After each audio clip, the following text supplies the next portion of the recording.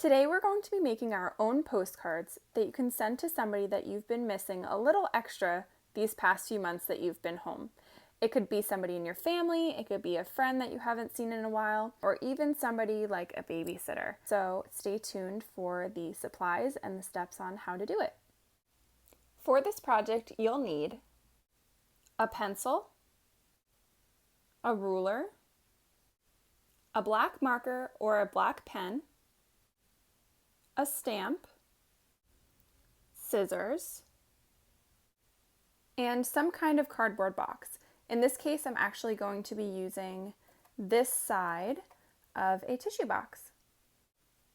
Now, the first step is going to decide which part of your cardboard box you want to use for the picture of your postcard.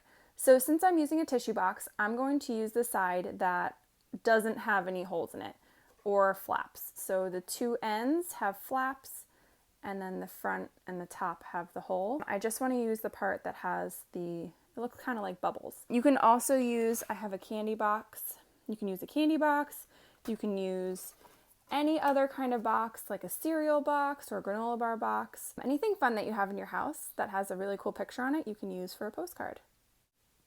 Once you decide, you're going to cut out the part that you want to display. Now mine is still a little bit too long, so I'm going to make mine 4 by 6. So that means I'm going to do 4 inches down and 6 inches across. So when I cut it out, it'll probably be about this big. So this is going to be the front of my postcard, and this will be the portion where I can write on.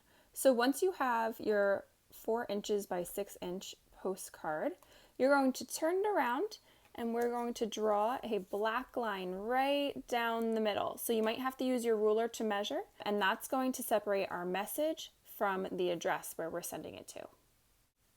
Once you draw your line right down the middle of your postcard, you're also going to want to draw a box for your stamp.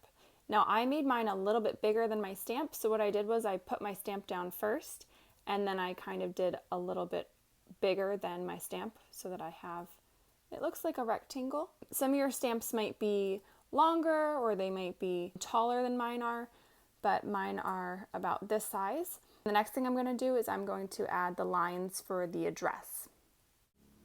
Now, when you first draw the lines for the address, you're going to want to do it in pencil just in case you mess up. The first time I did it, they were really, really close together, so my handwriting would have to be really tiny. So I spread them out a little bit more. Now you're going to need 4 lines. The first one is going to have the name of the person that you're sending it to. The next line is going to be the street address.